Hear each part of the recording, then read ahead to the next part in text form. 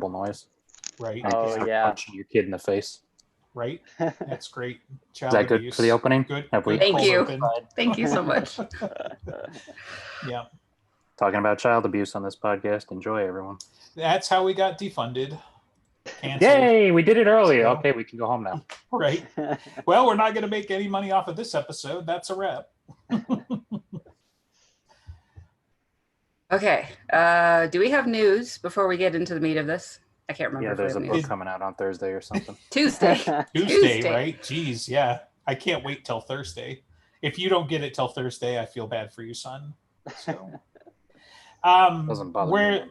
Where the extra chapter was that in the last 2 weeks? I think it was last week, so yeah, I guess it wasn't this week, but yeah, we got chapter 3. No, yeah, it came out when we were doing the other podcast that nobody watches. Right. We have one person who watches. He's joined us this week. That doesn't count. Right. So there was a chapter. I don't know. Yeah, it chapter 3 when he shows us the did say the spoiler thing because people will complain. Because Mac. Yeah. Spoiler. Okay. We're going to spoil shit, and we're going to curse and fuck. So, including the Battlegrounds chapters that have been released, because if you're going to release spoiler chapters, this is what you get. Right. Yeah. So spoilers for the first 3 chapters, and still speculation, but he takes Murphy to McAnally's and basically is there to tell Mac to button up, and takes the placard, which he believes, he's still educated guessing, but he believes it will ward the area, so it'll maintain Mac's neutrality, so that even if Chicago gets nuked somehow, McAnally's is still going to be there. This is the placard that he took from Hades' vault, which is related to the crucifixion. Yeah, which says, here is Jesus, King of the Jews, or something along those lines. So in whatever ancient language.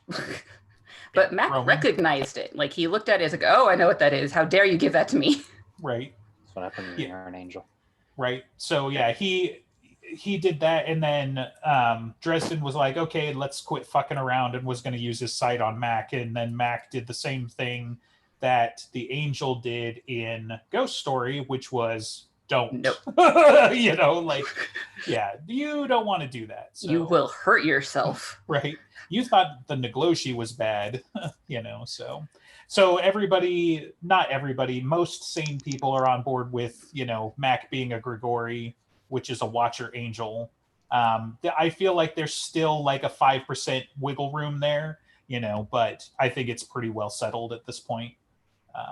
And then he left Murphy there because Murphy's slowing him down, but this is still a way for her to help, even though he's kind of leaving her behind. He was very cold about it. Not like he doesn't care, but he's very pointed of, you are too slow.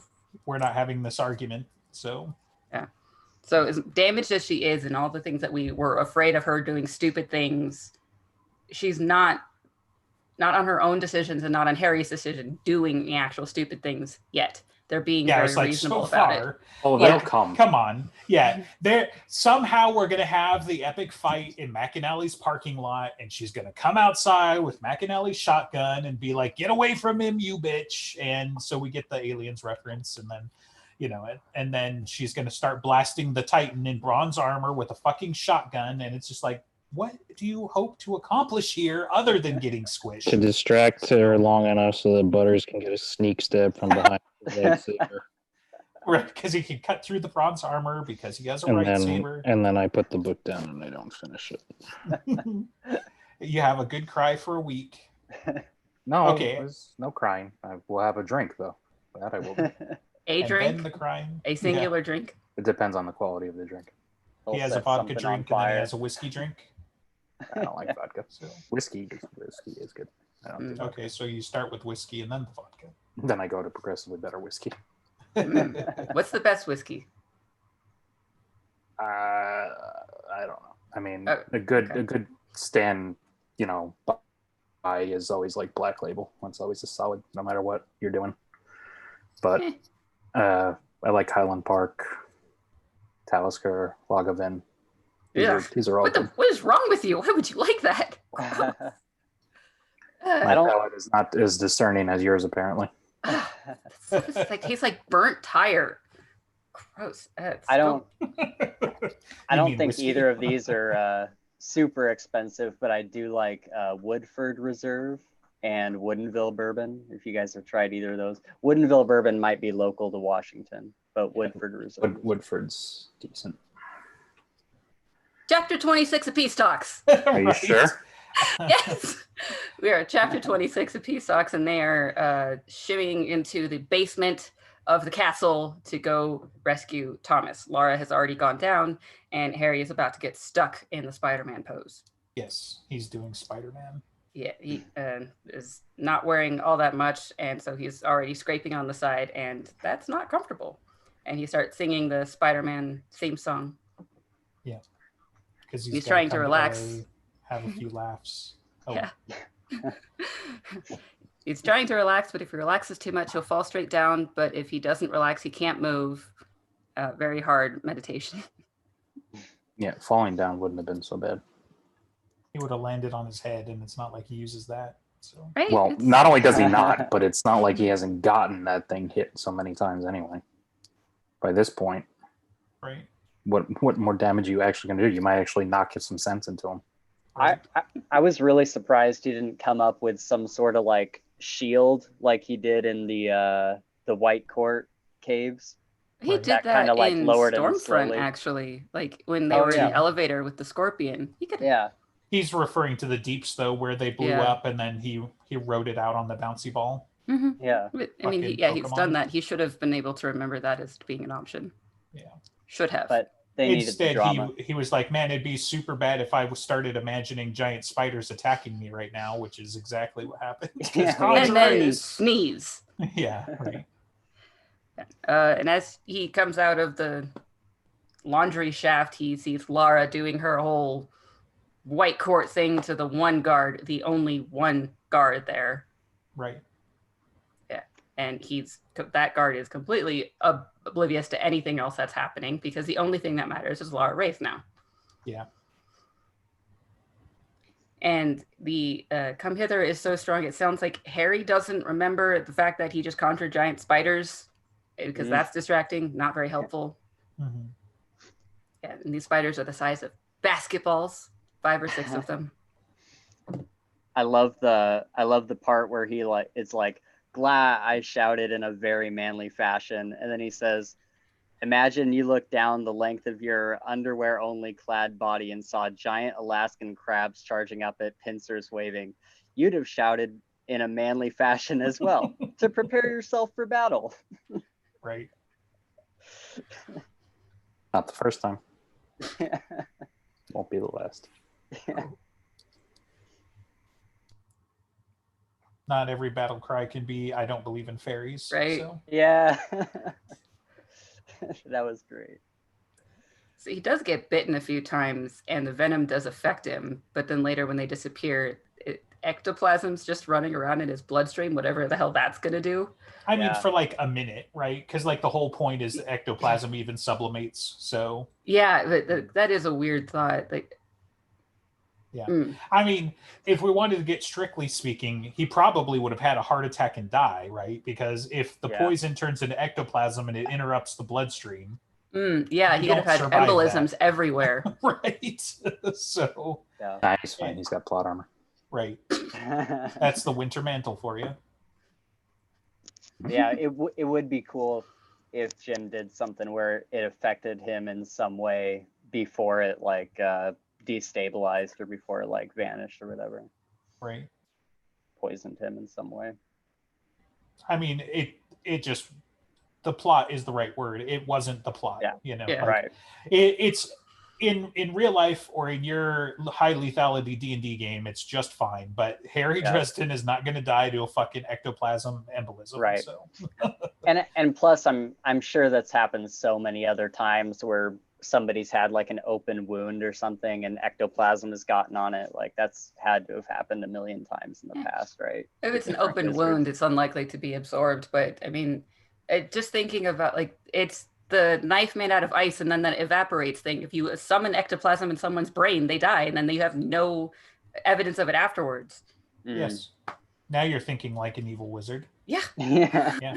And that's why exploding hearts from a mile away is the stupid way to do it. Exactly. Because first of all, there's loads of evidence. Second of all, only magic could have done that, as opposed to just doing the cow thing like No Country for Old Men. Like any self-respecting wizard is going to just do that, use ice bullets or whatever, So yeah, that's why he was. We're not going to talk about this and the fact that you could probably summon a bathtub full of lye or acid too. So we're not having that talk, all right?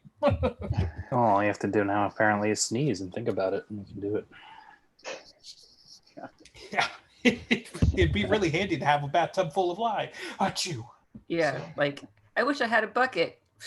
And then Ebenezer is the one who has the brains to actually reinforce it so it stays. Right. Because Harry was just going to let it disappear when he was just saying he needed a damn bucket. Right. Well, it's the shock of the moment. If you sneezed out a bucket, you wouldn't be thinking right either. So. But he knew that he was going to have it. It was like the he third should time. have, but he's an idiot. He is an idiot. Okay. Continuing on, the Einherjar is trying to pop Laura's head off by squeezing her neck so hard, and she instead sticks her hands down his pants so that sex. Joke's on you, I'm into that. So pretty much. All right, and then he's completely oblivious again and being eaten. Harry tries to skirt around that. Right. But now Lara gets to ask, what the hell was that and why were there spiders? And she says, then, aren't you too old for conjuritis? How does she know it that Harry doesn't? Right. Well, when you're everyone knows about Starborn, and it's not time for it to be relevant to him yet. I don't know the name of the trope, but this is definitely a trope. Sure. Everybody knows except for Harry Dresden trope. So.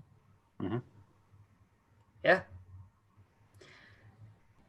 Right. Harry tells Lara not to kill the guard because they need to not draw more, bad faith with everyone else. I only have so many diamonds.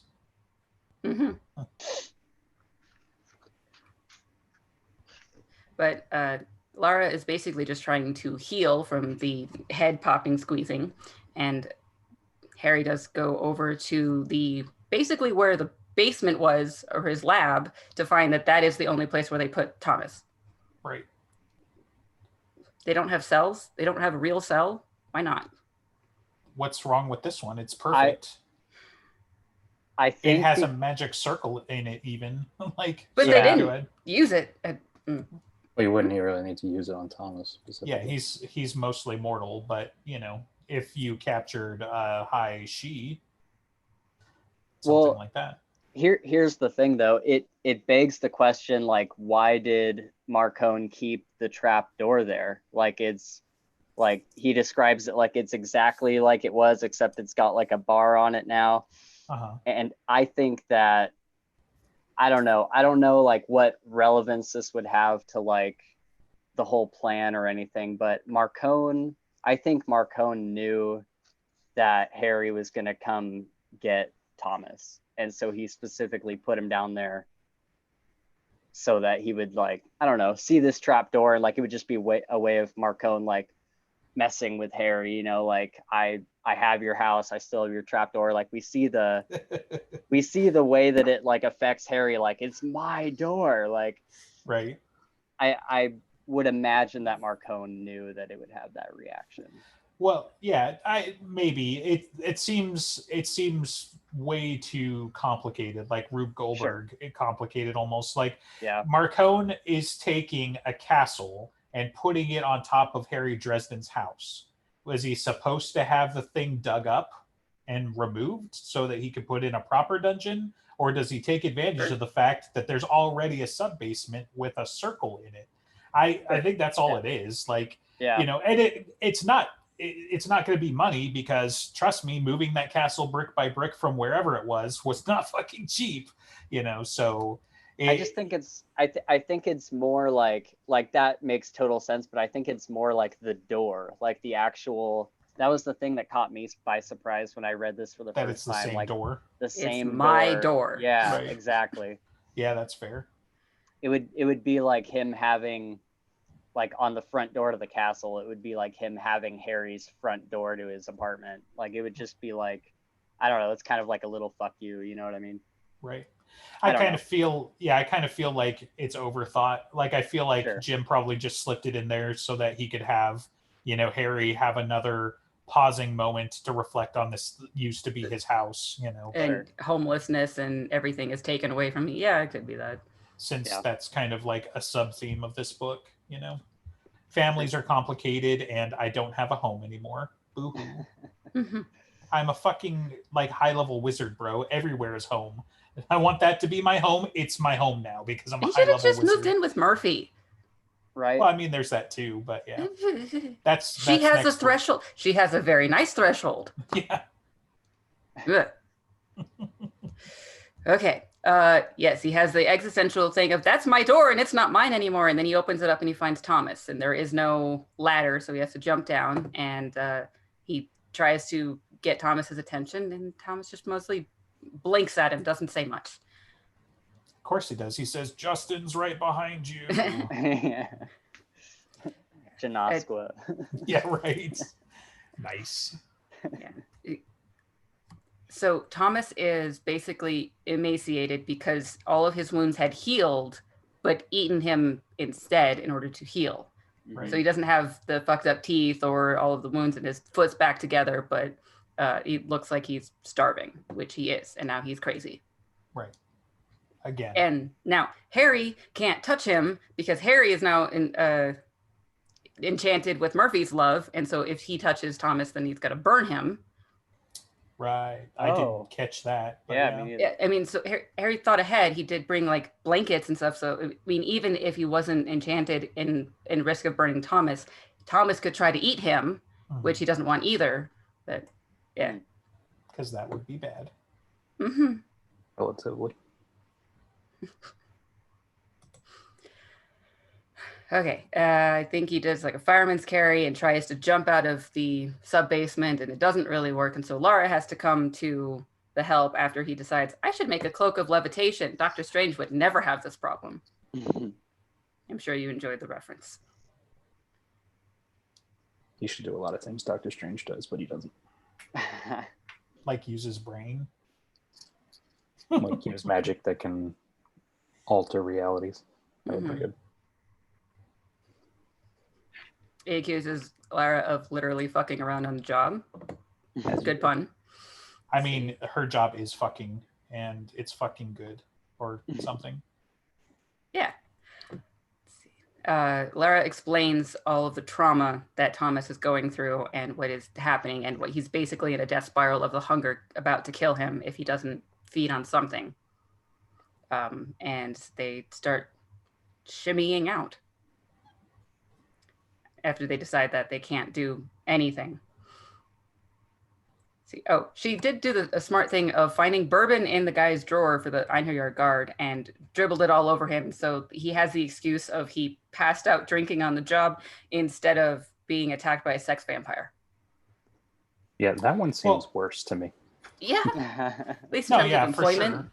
But it's their cover, not his. It's so that he doesn't admit to anything that happened. Well, not to mention that, it's also been established that during the link they can alter their memory, so she probably took the memory of the last 5 minutes or whatever away from him. So now he's going to have this gap and be like, why are you passed out at your desk? And, instead of going down the list of like, oh, there's probably about 5 people we know that could do that. It's just, oh, I drank too much. And then he'll be the only Einherjar for the next 1,000 years that's like, remember Hans can't hold his liquor. So he's German now. Yeah, whatever.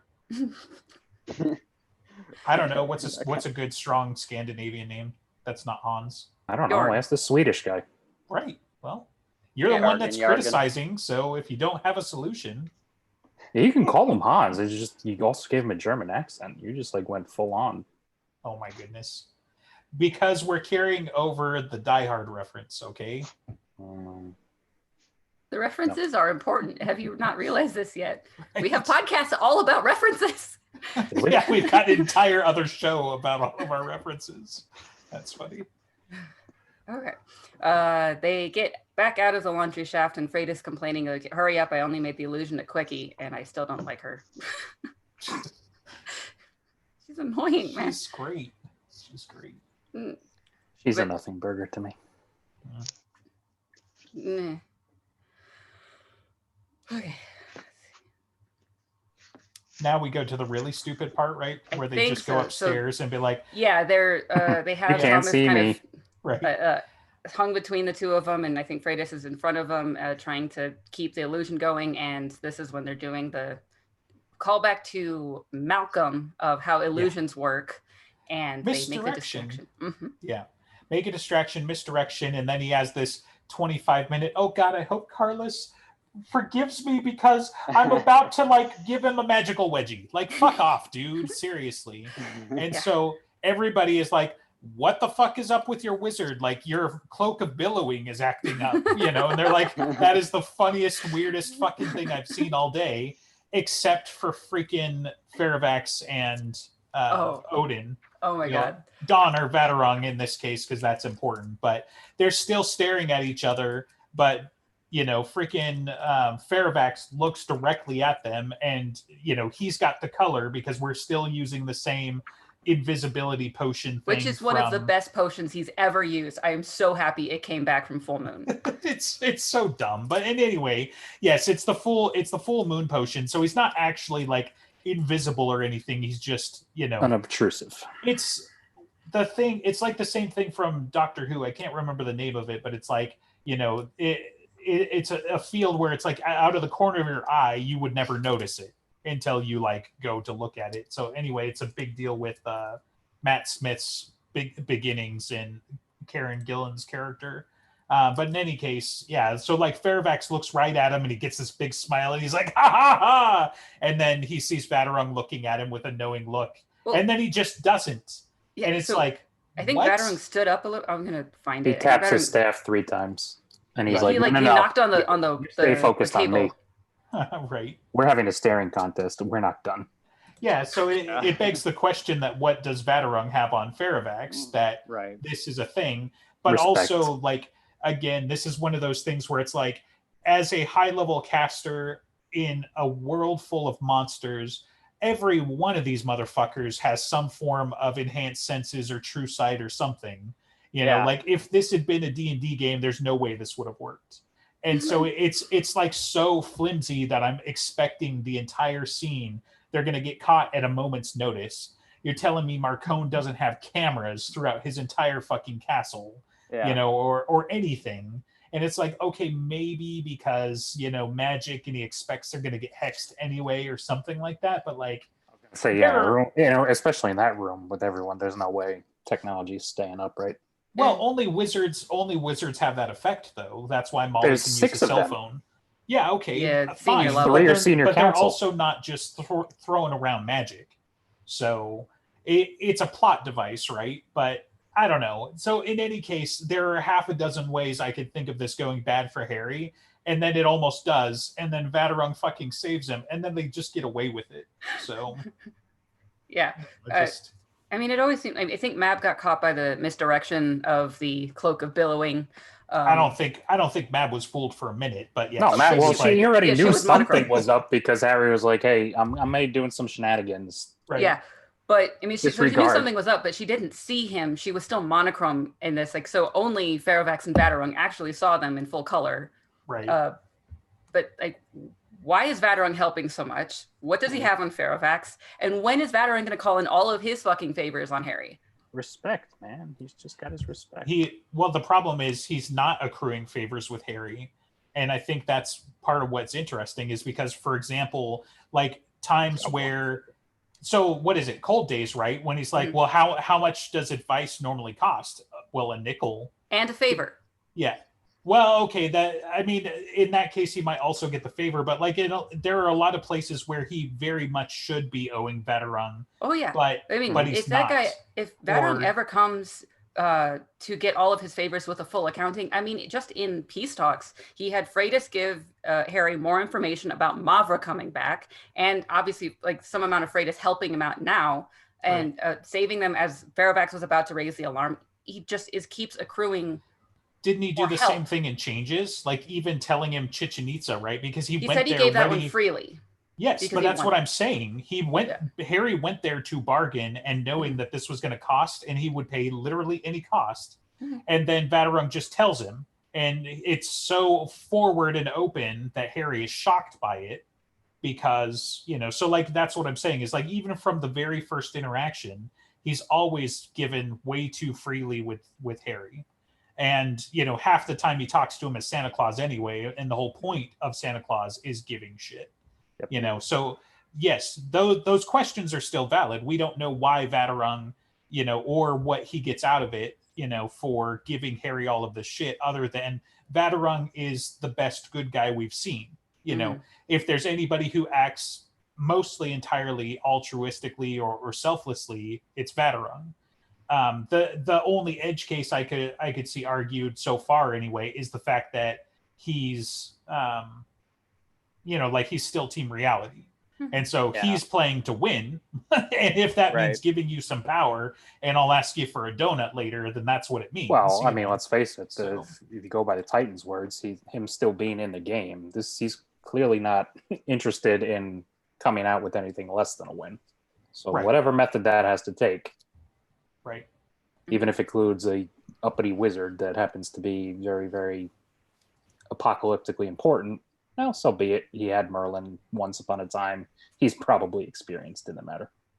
Well, even better, right? Like taking the fact that, so he's Odin, so he's got the gift of foresight, and he trained wizards. Like, how far down the rabbit hole do you want to go that, like, the entire imparting mortals with magic to make wizards, that Merlin was a play to make, Ebenezer to get to Dresden because Dresden's the right guy at the right time for the thing. It depends on how you play causality and for how long, and how much Vatarung knows, because talk about somebody who can play the long game, I'm knows sure enough to be on the Great Council and be friendly with Ebenezer and know their familial connection and all that stuff. Oh yeah, even before Harry does. So, right. Anyway, he's in it. He's in it to win it. Yep. And he's gonna ride on Ferrovex as his steed. Right. Like, he's got so much on Fairfax. You're my bitch. I got the saddle. I'd love to see that argument. Book. Right.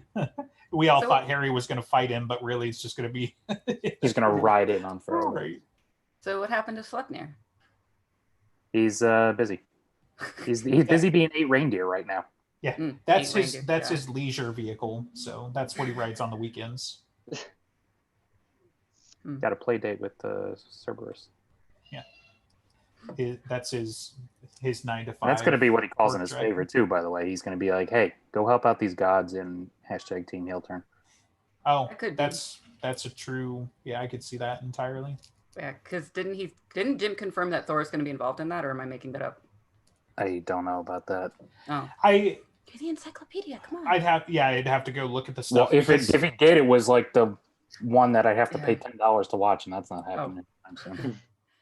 Gotta draw the line somewhere. Yeah. $10. Free information, like Vatarung. Ideal free information. Okay. All right. So they make it past the big everything happening in that room. One little detail that we didn't mention, but it's great still, is that the whole misdirection happened just to interrupt Christos' grandstanding speech of nothing important. Right. Shocker. Just because. Why not? Wizards like to talk. Yeah. Especially that one. So they get everyone back out into the car. Murphy is driving because that's what she's good for right now. And this is when other things start to explode because a large truck rushes up from the other direction, pulls into basically almost crashing into the castle, and starts depositing bad guys. Mm. Yeah. Yep. And anyone that was protecting the castle is now murdered, and we get to see the Titan unfold herself from the U-Haul truck. Yeah, Lara confirms that the people aren't hers, so because they're all freaked out, and it's both. What is his name? I have to find it. The guy that we saw from Bombshells, Korb. King Korb. Oh, that guy. Yeah. Yeah, and then the empress that he had referred to in Bombshells is the Titan, Ethniu, or it's supposedly supposed to be pronounced Enya. I don't know what the fuck to say. Yeah, they don't know either. Terrible they just music. threw letters at Yeah. pronunciation and said like go watch the sketch on Shaban. Yeah, how do you spell that? Is there a B? There's no B in Shaban. Like, No. well, how the fuck do you spell it? Inertia like inertia. Yeah. Fucking Celts, man. Right. Yeah, when you make the language specifically hard to understand, I don't know how to pronounce it. Well, it's because the English tried to make them, spell it in English. And they're like, fuck you. We hate you so much, we're gonna fuck off your entire language. So now you spell Shaban with Xiovhane, Shaban. So yeah, I kind of got used to the idea of Maeve supposed to be spelled Maebv because why not? But they break their own rules as far as I can tell. We have silent letters. It's a silent V.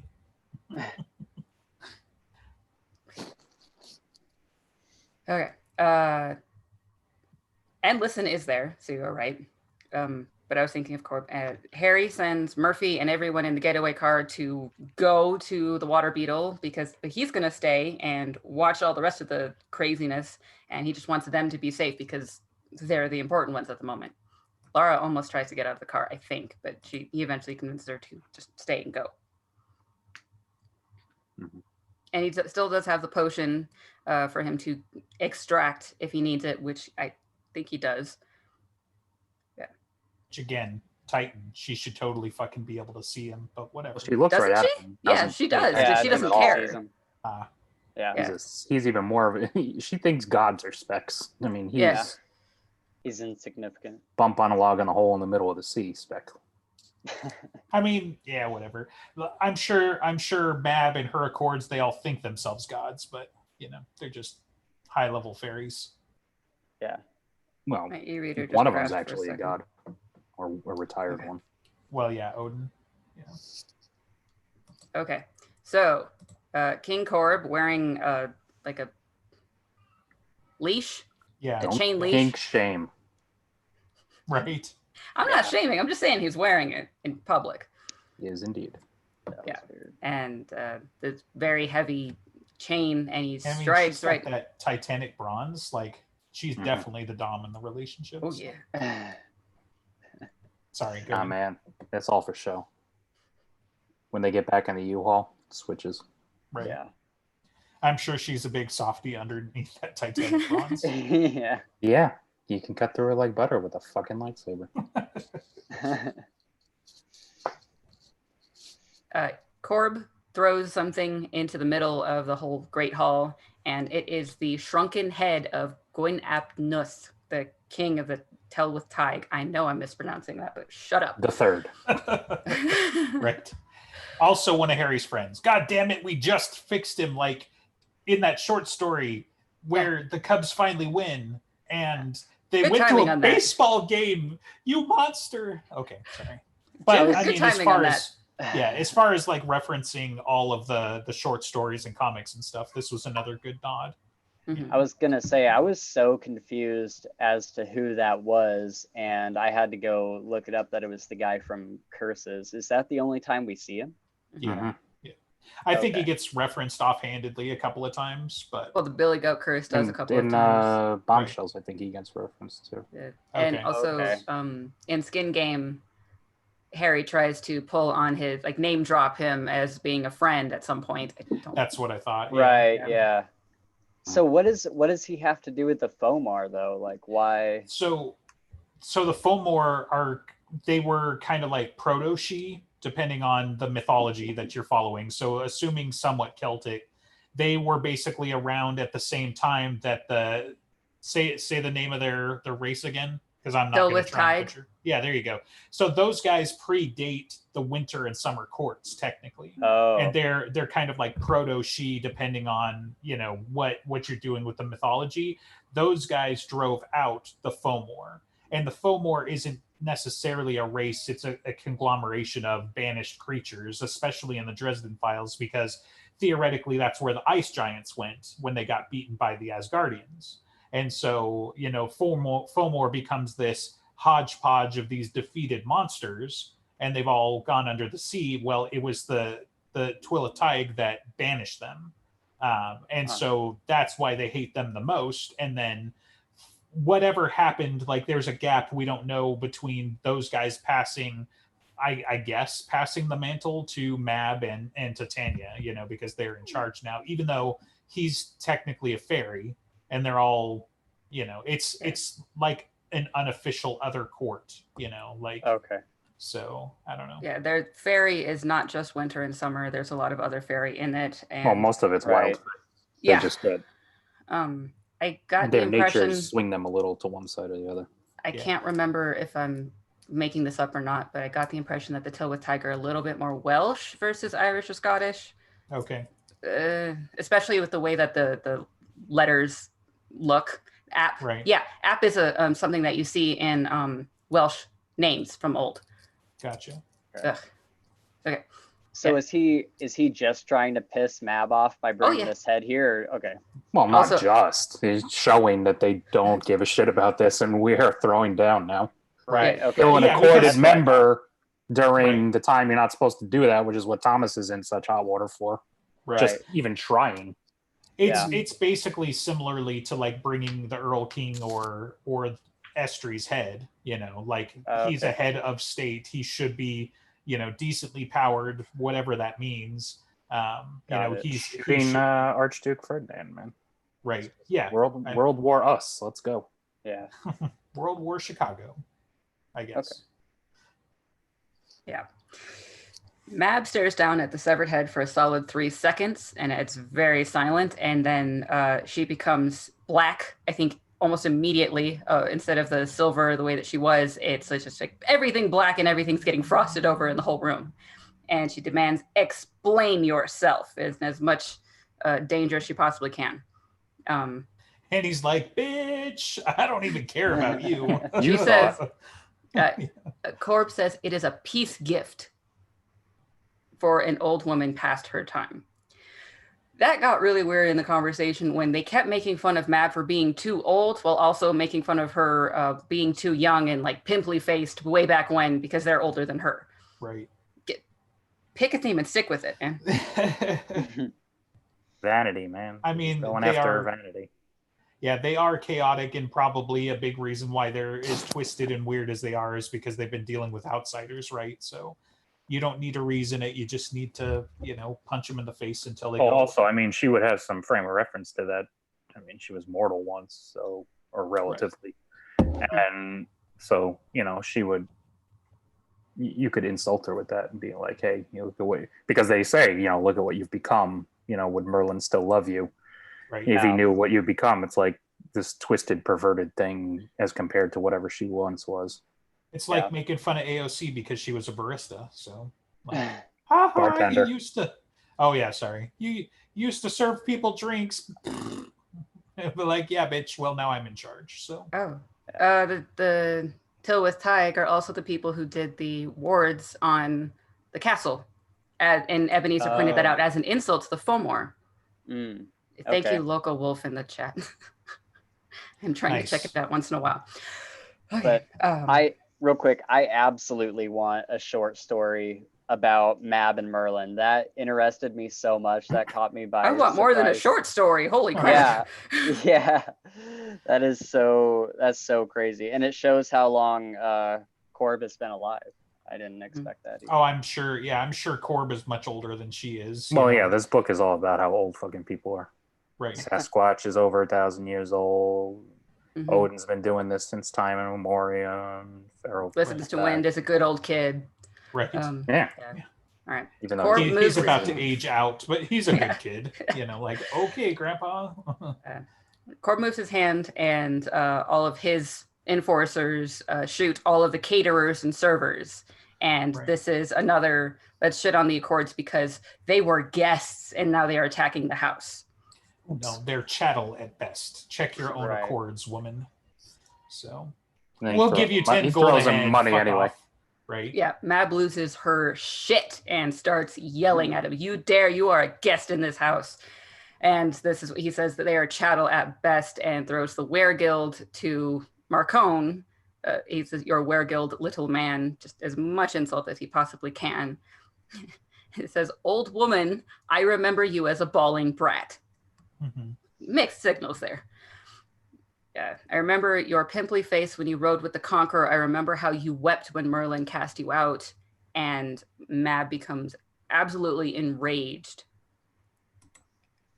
And it's funny because they kind of turn her into the kid from Day Off. You would dare, and then he just keeps talking. You would dare, and then he knocks her through the wall. Well, Enya knocks her through the wall. Yeah. It's just funnier to call her Enya now because you just hear like with the power away, of the terrible music, sail away, and then like kicks Mab through the wall. So yeah, and then it changes to sail. Right. Yeah. Now, come on, Priscilla, let's get this supercut going. Please. That would be so good. What's the Conqueror when you're William the Conqueror? William. Yeah. So that'd be the first educated guess anyway, because William the Conqueror, that was the whole Battle of Hastings. Yeah, 1066. Okay. They've mentioned Hastings before. Yeah. Once or twice. So she was a child. She was probably, a teenager, which is weird because she would have had to have at least been a changeling, right? Yeah. Well, yeah. So, yeah. But that counts as mortal. Isn't Merlin like 600s or 700s supposed to have been? And Merlin bounces around. Dude, but and we've had this discussion. He's saving texts from the Library of Alexandria burning. Assuming it's the most famous one, that's like 32 BC. No, I'm thinking about Mab essentially, and using him like for if the Arthurian story, if she was involved in that, and the timeline. Well, again, don't ask too many questions. You're dealing with a guy who bounces through time and semi-immortal to then immortal people. There's going to be a cross section of. And there's no information that they boinked. Don't make it weird. Like she was an apprentice. She was his Molly. She had the hots for him, and he couldn't give a shit because he's 700 years old. So you're putting her in I guarantee you his morals are not as strung up as Harry's. Unless he is Harry.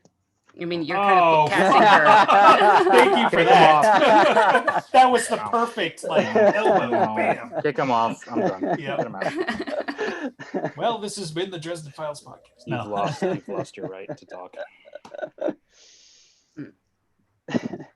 Does that mean that you're casting her as Morgana with Merlin? It's either that or Nimue? That's the two big.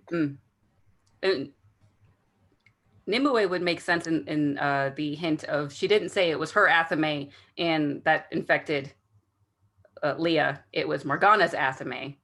So. Well, it depends on how you look at it because it's the same way Vadarung would disassociate from being Kringle.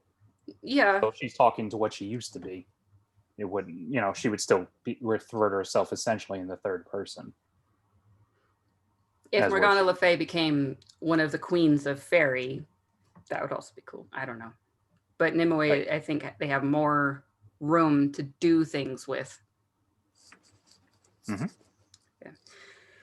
But Mab is so completely enraged. She says, your maggot lips aren't worthy to speak his name. And now Corb is happy because there you are. I knew you had to be inside all of that ice somewhere. You know who you are, and so do I. You are no one. And Mab looks so human, it scares Harry. And then the Titan walks in, whatever her name is going to be. Just call her in, yeah. It's fine. It's too hilarious not to.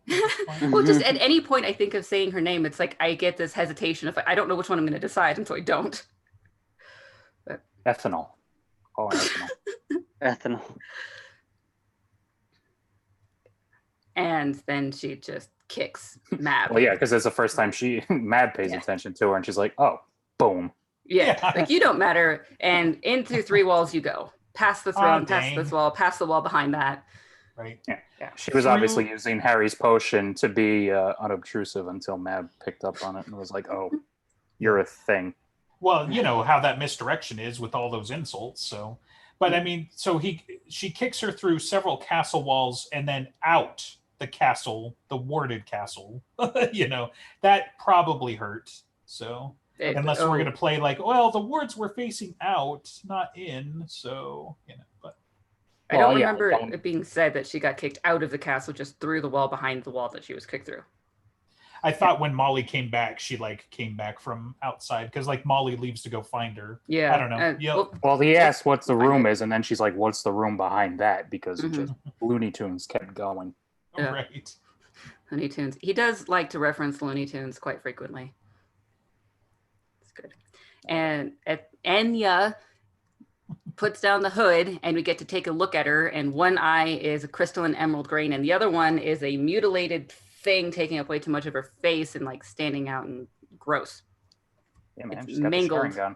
Yeah, but it has the lid closed always because clearly we don't want her to open otherwise it. You just blow everything up that you look at. Yeah. Cyclops style. Yeah. Some part of Harry noted that Vadarung and Farovax had both come to their feet, fists clenched, and they were not looking at each other any longer. They were both staring at Enya because she freaks them out. Just right. A bit.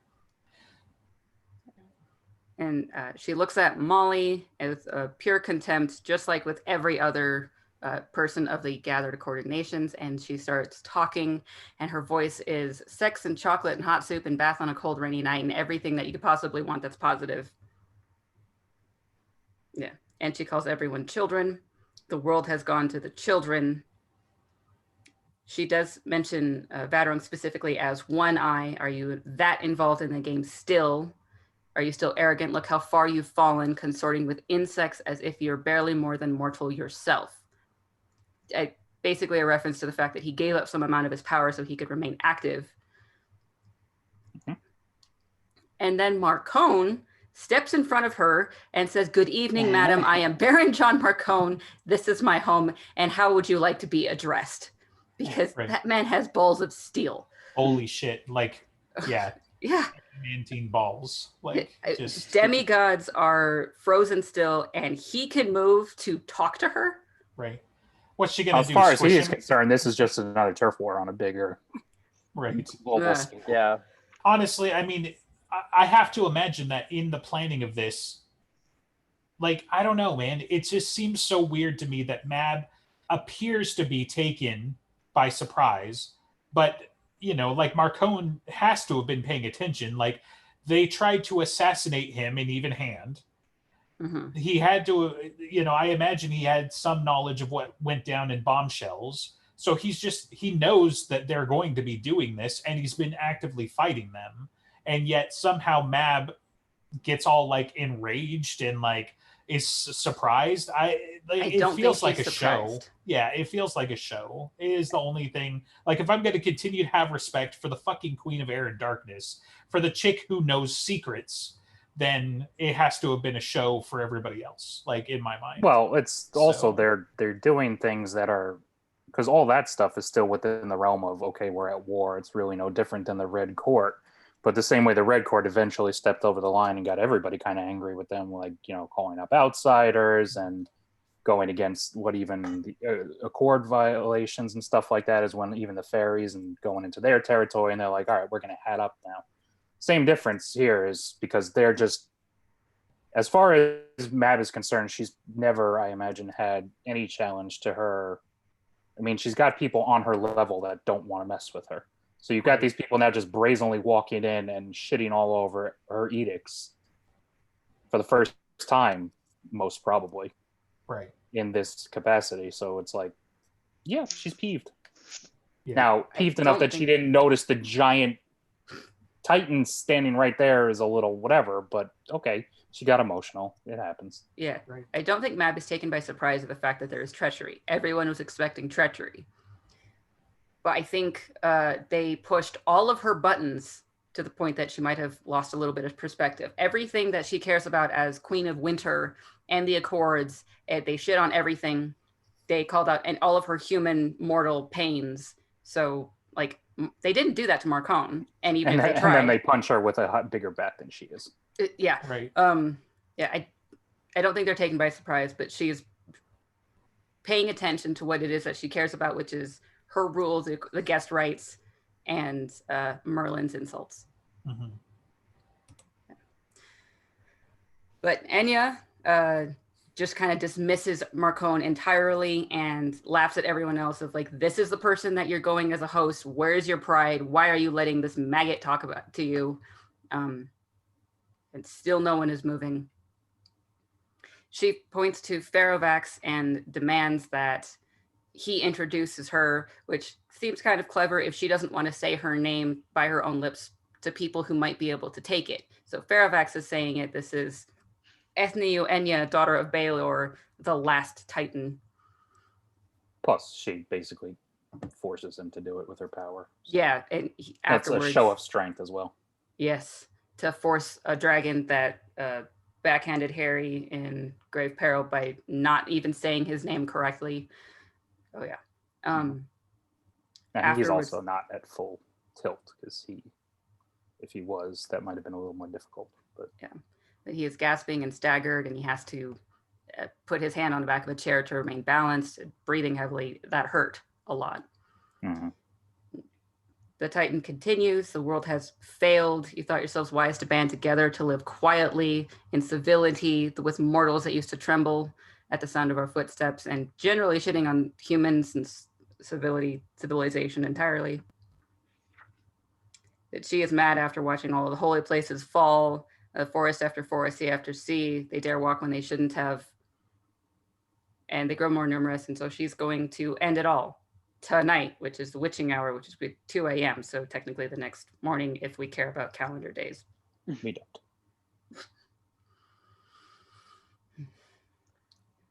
But did you guys? Oh, I was just gonna ask. Did you guys know about the mythology of this character before reading this book? Is it Not like really. a pretty well known? I mean, if you read the Baelor stuff, her name comes up, but you'd have to like actually look into it because it's her son that ends up killing Baelor. Oh, okay. Because she gets like seduced / I don't know. It depends on the mythology. I think it was consensual, but whatever it ends up being, like a mortal or a knight or whatever he was, or another half fairy, basically assails the tower where she's kept and has an affair with her, and she gives birth to the one who ends up killing him. Kind of like Zeus and Kronos type deal. Okay. Yeah, I felt like this character was kind of a deep cut, but then again, I'm not super into Greek mythology, so yeah, I don't in the mythology itself, I don't think she's central insofar as she has the chosen one that kills him, but I don't think she plays the central role really. Okay. But this is just cursory stuff ever since this appeared that I've even looked into it. Baelor's known. Mm-hmm. Baelor was more obvious and memorable and has come up before, but she hasn't really. Because you say Titan, most of us were going straight to the Greek ones. She's not really, Baelor's not exactly a Titan in the traditional sense. Okay. But it's kind of now a co-opted thing where it's like, well, it's the equivalent of, and this is what we're rolling with for twisted mythology. Right. Okay. They didn't call them Titans in the Celtic and Irish mythologies and stuff like that, but you could easily see how they equate, like one of Mother Winter's potential names, ties back to basically this giant, like hundreds of foot tall, creature that created the British Isles or the mountain ranges or something like that by like just tossing rocks out of a bag.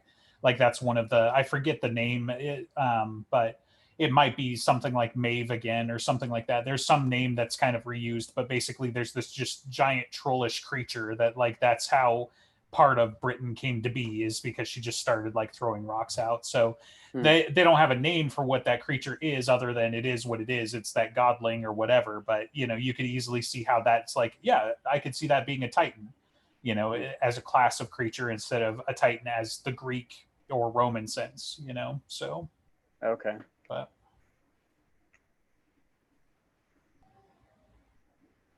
okay. The Titan is offering to all of the divine there at the witching hour. You thought Fallen is going to stomp on everything around. And Vadarung finally speaks up and says, do not do this. And she goes back to, I remember that you are once great. For the sake of the being I remember, I offer you this one chance. Do not interfere. Stand aside and there need be no conflict. And she points to the Looney Tunes hole that Mab went through and says, that creature cannot protect you, as evidenced by the fact that Looney Tunes went through the walls. She cannot enforce her justice. So you must choose, abandon the mortal world or burn with it. And then she opens the Eye of Baelor and screams and everything hurts. Hurts everyone. It goes through the ceiling, basically destroys a certain portion of the castle and a little bit of Chicago with it. Mostly because EMPs on modern society would be really bad. Right. Yeah. As Justin figured out last night.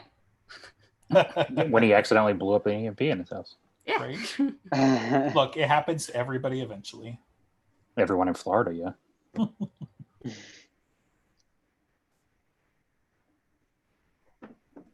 Yeah, and then... That's it. Yeah, King Corb and Titan disappear, and Harry finds himself staring at Vadarung as he falls into his chair, expression stunned. And then chapter 30 is everyone that can move out now that they can, trying to recuperate, and they still don't see Harry. But Ethne did see Harry when she was looking around at everyone. She just doesn't care, but no one else can see him because the potion is still active. Mm-hmm. Marcone starts with, it would seem we have the Fomor's answer with regards to the peace process. Yep. No, he's not wrong. Marcone asks Molly to go check after Mab, and this is like, what's on the other side of the wall? Storage. What's on the other side of that? She doesn't get an answer and goes into the hole. The Carter LaChase gathers up his ghouls and tries to leave, and Marcone is, where are you going? Right. You saw what she did, that monster, and Marcone says, I also saw your signature at the bottom of the Unseelie Accords. And a mutual defense of this case of an aggressor nation is stipulated therein. Mab was the Accords, Mab got smushed, I'm leaving. Are you a coward, sir?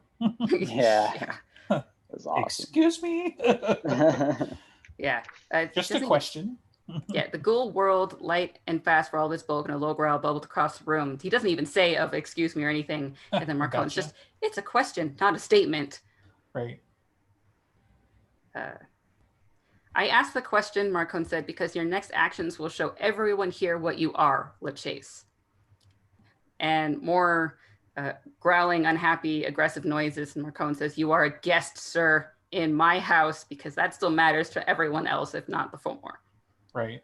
But Etri speaks up and that Marcone is correct. You are signatory to the Accord, as are we all. We are obligated to come to Mab's defense. And LaChase goes like, do you think you can challenge a Titan? And everyone is like, you people are already bleeding from a tussle with a mere White Court assassin. What can you do? No one could do anything alone, but they don't take their commitments lightly. We'll stand in defense of the city. And LaChase is still saying this is hopeless. Do you think Corb means to fight fairly? And Marcone says, obviously not, which tends to make me think that he is not invincible. Otherwise, they wouldn't have done all of that theater to unnerve anyone. And LaChase points out, do you see what she was wearing? And Etri explains that it's titanic bronze, an alloy beyond the skill of even my people. Only the 100-handed ones knew its secret, which I think they were Greek, right? It was a Greek creature. The Hetachrome, I can't pronounce their name, but they were basically like giants with a bunch of hands. Right. 100 hands. Creepy looking. Yeah. Probably Mere physical insiders. force. I would imagine so. Mere physical There was force will never stop her. There was another thing they did. They made like some sort of gate or seal out of bronze. It's something in their mythology. Yeah, I forget exactly. I remember looking it up. I after wrote this, it down. Yeah. Does that line up with when the Greeks were parts of the defenders of the outer gates and they made the gate? Well, I don't know if it was during that time specifically, No, this was for Tartarus. As to the fate of the 100-handers, the Theogony first tells us that they returned to Tartarus to live nearby the bronze gates, quote unquote, of the Titans' prison, where presumably they took up the job of the Titans' warders. So there you go. The Titans that we were originally thinking about. Right, yeah, the things that are actually called Titans. Yeah. Okay. So you may have to call up Hades and see if he's got some lying around. Yeah, got some wards that we can disturb and they can protect everything. Do you have a bronze bazooka or something? Hello, Hades. I have a couple of questions. First of all, how dare you? And second of all, what the fuck, man? like, how did she get out? No, it's going to turn out that it was like actually Harry's fault when they were down there somehow. Right. Yeah. You pushed the wrong lever. Why do we even have that lever? That was it. When all the ghosts and the killers, whatever, were coming after them, it's like, yes, send the Titan after the intruders. Right. I'm sure it'll be fine.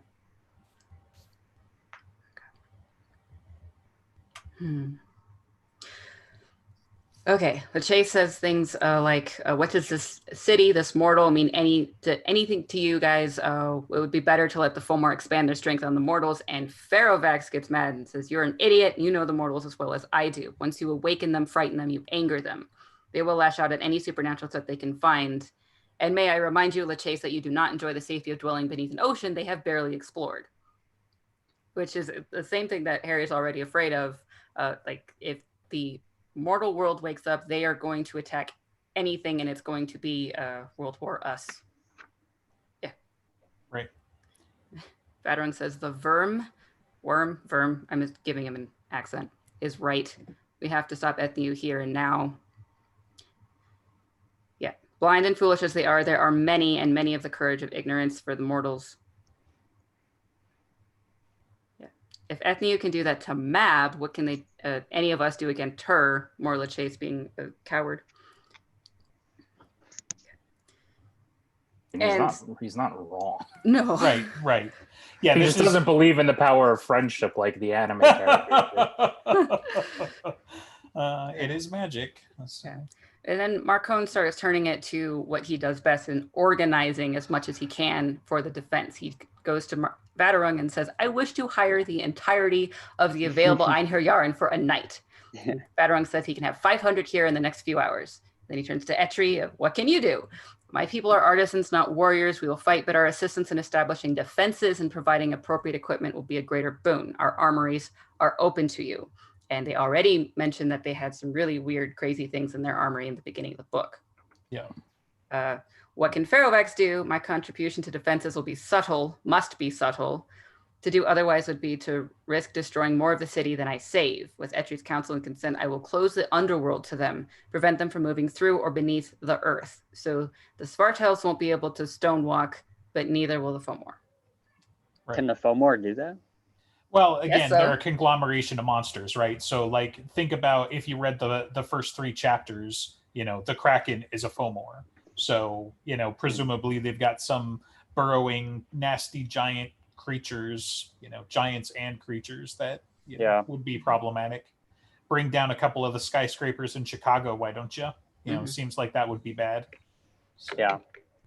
And I wonder how Pharaohvax has access to, like, shut the earth down. You know what I mean? Like, shut those passages. Well, it's in his name.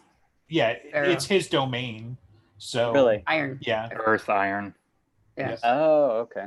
Yeah, so like Seriothrax was fire, wind. Wasn't he? Air. Wind? Okay. Yeah. So like Pyrovax is fire. Right. I don't know why I always screwed that up, but in any case, yeah. Well, so he hasn't been named like in the book. He was awarded Jim. Right. It had been implied that there were, 4 greater dragons at a minimum, and that they seemed to be elemental based, and Pharaohvax was Earth. Oh, okay. So yeah, but that is word of Jim. It's not like Dresden's like, hoo, let me break down the names for you. So right. So where's the water dragon? Dead. Well, since Pharaohvax is the last one, yeah. No, Pyrovax is still around. Is he? Mm-hmm. Because I thought there's 2 dragons on the Accords, and the only other named one is Right, Pyrovex okay. from the Word of Jim. So that's fair. Yeah.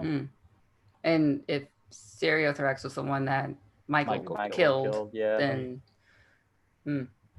And also apparently Tunguska somehow. So I don't know. well, that was probably the Water Dragon. There you go. There you go.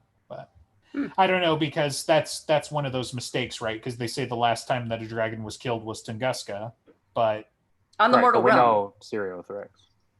Well, Okay. that's a good thing, because that actually, I think, bolsters the idea that the swords can't just fucking kill whoever they want. That if Stereothorax was kind of like in a dimension in Never Never and was more vulnerable, or was doing some sort of ritual that made him malleable because he was eating virgins, I just don't like the idea that the swords can just go around stabbing anyone like they're their own Halloween at any given moment. Sure, right. Even though we're going to see that happen with the fucking lightsaber. Well, it is Halloween. Oh, it isn't. It's May. It's Mayoween. I don't know. It's that little known other holiday that Bob was totally aware of that we're only going to find out about now. So. That's very convenient. Yeah. All right. Along with Faravax shutting down the Earth, Vadarung is going to close all of the ways to them within the city. Given who they are, that'll leave them only one viable approach to the city, and that means from the water. They're going to come out from the lake and from there. Okay. Then they'll be, Marcone is saying they'll be able to deploy the forces against the attack from that one side, and at least we know where they're coming from. Right. For those keeping score at home, that's just like most of Chicago still, though. So yeah, like 'cause the city is built alongside the lake, so that's still a lot of land. Right. And there was a cough that was trying to be polite, and it was River Shoulders, and it sounds more like a small cannon going off. Then he straightens his tie and his spectacles, and he says, "My people are not signatories of the Accords yet, but if I understand things correctly, what is happening here is potential to bring harm to them. I will stand with you." And Listens to Wind is super happy. It's good to work again with you. What they're going to do, they don't really say, just going to help out. Magic. Yeah. Magic, clearly. Nothing in my hands. Sword in the stone, man. Let's get busy being dragons, alligators, birds, whatever it takes. So. I'm going to assume, because Listens to Wind, if they're going to join forces, they're probably going to try to be healers, which is super important for as much damage as going to happen. Everyone needs medics. Sick. Yeah. All those undead, Viking warriors, they're going to need their cleric. Well, Sarissa probably too, because Summer does that at the gates. So I wouldn't be surprised if she does some of that healing stuff while she's not doing communications. Yeah, we'll see. Of course, since it's going to be like, a first-person shooter, and they're going to be running from block to block doing this, it's going to be a little awkward. Be like calling up the medic. Right. Well, how much do you guys want to bet that all of this is going to end up taking place on the island again? $0. No? What? He's not going to get that lucky. Yeah. All right. He's got to drag her kicking and screaming to the shore of Chicago just to even have a shot at this. Yeah. Right. Well, because isn't that what we saw from the trailer was clearly Chicago in flames, so at least a decent amount's going to happen there. Yeah. True. Yeah, the problem is, because it's Harry's perspective, it's going to be more like, some epic RPG or some, like disaster movie where you're going to be like, well, and there goes the winter and summer lady over there, and then there was a giant ice explosion ball, and then there goes the dragon, and then Harry's like, what am I doing? Even as a high level wizard, like, Well, he's going to tell them all that he needs to get her to the shore of the lake. Right. And they're all going to combine into a giant colorful Kamehameha and blast her down the street. No, across the lake. To get her to the not island. All the way across the lake. Because I don't care how powerful that blast is, the water beetle's not catching up to that. Right. Well, and then he's got to have his moment in the alleys where it's like, I know we're all scared, but if we hold hands and light some torches, we can make it. And it's like, there are fucking monsters eating people in the streets, bro. Like, a torch ain't gonna solve it. It might. I mean, maybe if they're ice giants, but still, like. Or after she gets, stabbed in the back by that little putz. If he stabs her with the He's spear gonna get her and right does in the more heel. damage. Yeah, he's gonna get her in the heel, and then everyone's like, "Ha ha!" The And Achilles then- heel. Yeah, and then he pops out of nowhere and says, "I am no man," and then stabs her in the face, and then sorry. Oh God. He's your favorite Hobbit, so yep, you're welcome. Ebenezer eventually asks, what of the White Court, because where is Lara Wraith? Riley is the only one still left in the White Court sitting area and says that she This has is matters weird. of state to attend to. Right. I'll need her authorization before engaging, but I've already sent a runner with orders to bring her local forces to combat readiness. Okay, so you've got a battalion of experienced Marines, I guess, that are going to have a whole bunch of guns, big guns. She clearly has a lot of big guns. Okay. If that hex Ethnu through anything like I've seen from the others, Marcone says, what others is he talking about? Just like what Harry does shit? He assumes that they're going to have difficulty reaching anyone with the normal telephones or whatnot. Cars probably going to be broken, but because all modern cars run on computers. Great. The summer lady decides to cough as well, and she looks a scary amount like Molly, and offers to handle communications because of the little folk. They can run around and be tiny fairies. For a command center, she suggests the roof of the castle. Molly's been handling transport for winter troops for some time now. She can bring them in as long as I know where they will be needed, but wouldn't she still need ways, and Batarung's going to shut them down? She's got the I have to password. imagine, yeah.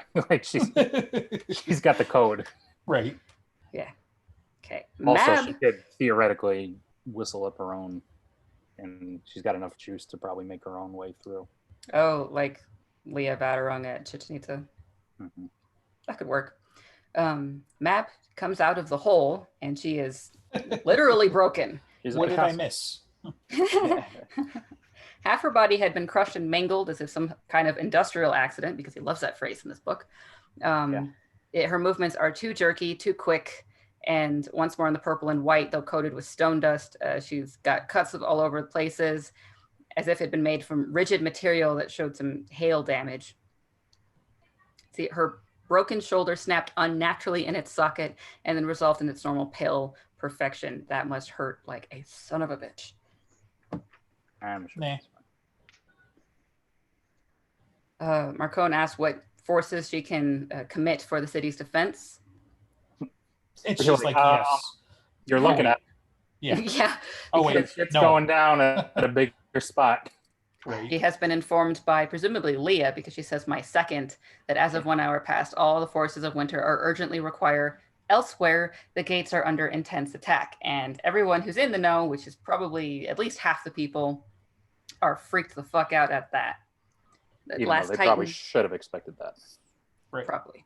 The last Titan is in league with the outsiders, Oh, Shocked Pikachu. look at just like the Red Court was, and all of the bad guys in these book series. That's right. This is where Titania's going to show up like Ride of the Rohirrim to save their bacon at the last third of the book. On the third day, look to the west, where Titania comes in. At dawn. Sun. Yeah, Yeah, exactly. at dawn. Yeah. Yeah. Look Well, to and the the east, good she's thing gonna is- fucking come riding in on a horse.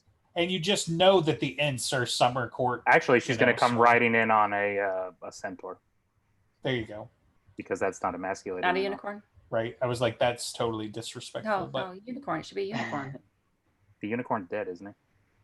There you are can others. have more than one. Yeah. This isn't the last unicorn. Yeah. No, this will be eldest unicorn, the proto. There you go. unicorn. Yes. There we go. Because it'll be like pure white and with like a And rainbow. Shadowfax. Right. King of the Horses. Yeah. We've all seen the movies. No. Exactly. Halfway We've Since already we haven't read the all read the dialogue. books. So, And it'll be elves jumping from rooftops again. It's going to be great. Ents and just, yes. I want Very- Ents. Man, I want Ents to and the Leshies. The Leshies are apparently part of the Winter Court, though. Sad. Which is okay. Yeah, but we can just They're have evil trees. Ents. I loved the Ents in that movie. They were fantastic. Yeah. Yes. Okay, so they've got a little bit of winter, mostly Mab and Molly, maybe a couple of others of their fellows, and they got very the red little guy. else. That should be helpful. They have the musicians, I guess. Yeah, they're going to be real eager after all. They might actually even unfreeze that guy and be like, hey, Yeah, you want to be unbanished? go kill them and not us. Come do a thing. All right. Mab asks Fix to send a message to Titania that she should be informed, and Fix is bitchy and says, well, why don't you do it, Your Majesty? It just says she's unwilling to take my calls. She must do what she will, but she should be informed. It is her right. And Sarissa just says, yes, Like, yes, yeah, do it. listen to her. I mean, I understand Fix probably doesn't like winter all that much, but why so bitchy? He can't help himself. He's been that way the entire time. I mean, he still likes Harry. He apparently has a romance with Sarissa, so why be mad at her mother? Well, because her mom is bad. And he fights on the good guys. Yeah. And even though Harry is sitting like in the room, probably right next to him, Ebenezer asked Queen Mab, where is the Winter Knight? And he was last seen consorting with Lara. Yeah. Rest assured he will participate in the defense of the city as soon as he concluded his business. She did glance in his direction, and her eyes suddenly became bright green and very cold. Ebenezer says, with respect, I'll need to coordinate with him. The sooner the better. And she says, I will send him to you. And this is her only option that she can help with Harry of get your shit done and then get to defending the city. Mm-hmm. Because otherwise she would have to probably ruin something else she knew was in charge. Marcone wants to gather everyone that has an executive decision-making capability and coordinate. And Harry decides to run out of the room and go help Thomas and Laura because as Mab commanded, he will tie his shit up by freezing it in crystal. Get it all together, put it in a backpack, put it in a crystal on Demon Reach. Just get your shit together. Because he doesn't have a car, he doesn't really need one, so he just runs with the speed of the Winter Knight to the dock, which probably still a decent distance away. A bit. Yeah, and he sees that Chicago is fucked up because with no technology, the city is very dark. No one knows how to get anywhere. Everyone's freaking out. They can't call for help. But he still has the potion, so no one tries to accost him yet. Yeah, and now Harry is processing. Yeah, Harry's processing all of the bad that is going to happen and how freaked out he is. Like, she kicked Mab through walls. Mab. Walls, plural. Yeah, right. Yeah. That'll be fun. Yeah, 8 million people are going to react with panic and terror and violence, and Maggie is right in the middle of it. But the water beetle is old enough that it's just fine. It didn't need to deal with an EMP or anything. It runs on ancient Plot technology. Right. Yeah. Diesel and magic, not that kind of magic. So. Yeah. It runs on necessity to bring the story along. Right. Yes. How else are they going to get Enya to the island? So.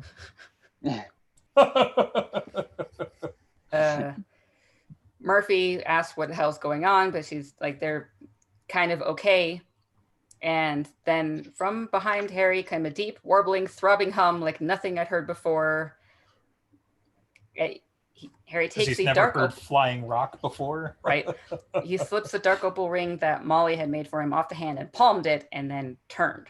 And Ebenezer McCoy, the black staff with all of the thing on a stone the size of a Buick, is floating out to the dock because that's his way of traveling very fast. So reasonable. Right. Look, when you're a level 20 plus Archmage, you'll travel in style too. So. Yeah. Yeah. And he is super pissed. Mm-hmm. He starts saying, "You fool, you damned fool." Harry kneels down to tie his shoe. Yeah. Totally not important. Yeah. Right. Like, you choose that moment of all moments to tie your shoe. Mm-hmm. And then asks Ebenezer, "What are your intentions?" To salvage something out of this mess, the jaws of the trap are closing in. I'm going to open your eyes.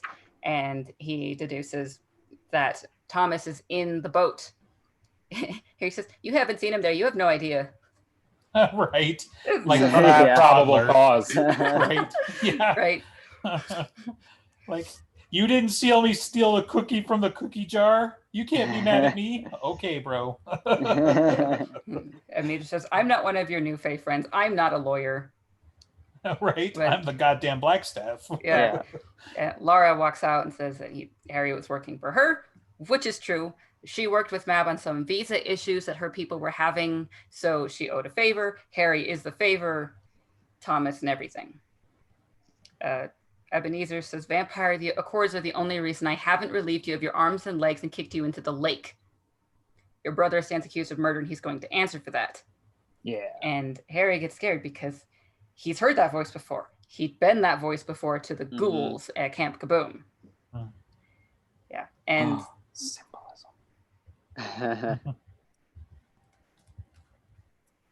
If Mab had been standing right there advising me, she would have said something like, it's his weakness, use it against him, when thinking about the White Court and how angry he is at them.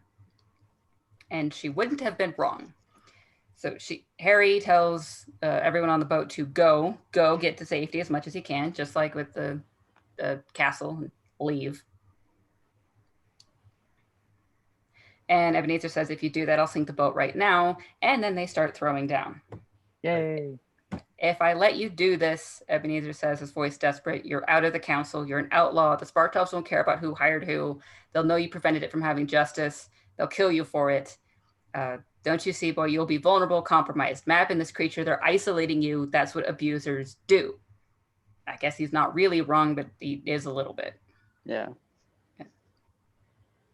Well, I mean, considering these people, it's perfectly reasonable desire, outcome, secondary goal. Wasn't the goal, but it'll work just fine. Yeah, I think. I don't think Mab wants him out of the council. No, I don't think anybody specifically wants him out of the council, but it's like with Laura in a few pages where she's like, you did this thing, this Machiavellian thing. And it's like, well, I didn't want to, but yeah, I guess. So I like that Ebenezer had that perspective and explains it, because he's not just being an asshole as an antagonist. He is showing that he really is caring, even if he's wrong and explosive about it. Yes, you can tell how much he cares because he fucking murders him. So, yeah. This is how I love you. Personal space, don't touch it. Yeah. No touchy. Don't jostle the wizard's elbow when he's wizarding. Exactly. Harry says, I think that I'm just about done making my choices based on your mistakes. It's an important thing to consider when growing up in general, that saying that to your parent figure. Right. You don't know me, not really. You haven't been there for most of it, and you don't know Thomas. And they go back and forth with it. He says bad things about the White Court. Again, I've dealt with their ilk for centuries. They'll turn on you, frog. Even if it destroys them, they don't get a choice about it. It's what they are, because he's likening them to the scorpion, and he brought that thing in Summer Night when dealing first time with Mab. And Laura is staring at him, and she's very mad, but she's also haunted. She knows that in some way he's right, and I don't think she likes it nearly as much as Thomas does either. Okay, and more mad of, why won't Grandpa listen to me? This isn't going to be good. He's the Thomas and everything. Angst. Oh, yeah. And then chapter 32 opens with some free advice for you. Never fight an old man. They've been there, they've done that, they have the t-shirt, they have no ego about how to get it done, and never fight family because they know you too well and it hurts a lot. So this is a great idea.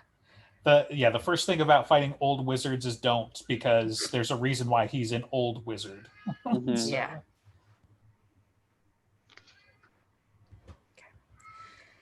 So he sends a section of the boulder to the water beetle, and Harry, instead of trying to stop the whole thing to get clever, is just going to poke it a little bit, jostle it as it's wizarding, and it goes to a slightly veering angle, and the water beetle is just fine. Yay! And cleverness. Right. And Ebenezer's annoyed. Now you learn that you don't have to swing for the fences every time. How dare you? Yeah. You dare you subtlety? We're Don't about tell to kill anybody. each other. You'll ruin my Maverick rep. It's at that point he should have like shown Harry that he knows how to teleport and come up behind him like an animated character and be like, nothing personal, kid, and then just snap and his head explodes. That would have been good. He doesn't really want to kill Harry. He just I wanted him just to happens, a little bit kill Harry. Like those things do. Yeah. And Harry learns again that Ebenezer is much better at fighting than he is. He's the fucking Blackstaff. And Harry does something also clever. He just frosts the whole dock, which he's just fine with, but Ebenezer isn't, and so he's constantly nudging his elbow. Right.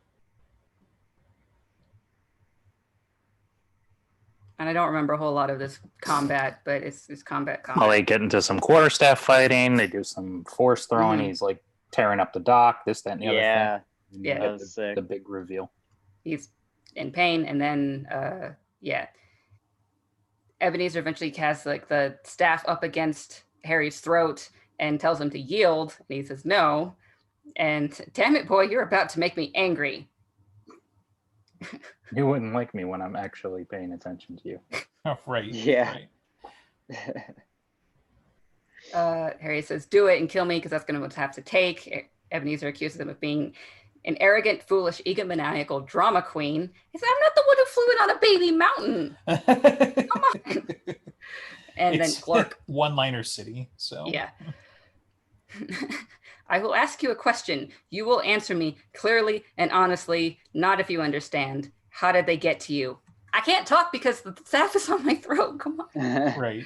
It's like, oh yeah, okay, come on. What do they have on you? What could be so bad that I can't help you out of it? And Harry says, they don't have anything on me. He's your grandson. Yeah, Ebenezer's so upset. And it's like, but then why? Why are you doing this? Why are you destroying yourself for that thing? And then he rips off the Band-Aid. Because I've only got one brother, and I'm not going to lose him. Mm-hmm. And Ebenezer probably knew all of the facts. He just didn't want to put it together that Margaret had 2 sons, and she gave each one of them an amulet so that they could recognize each other when they grew up. He's a half brother technically, but blood all the same. He's got my back, I've got his, and that's it.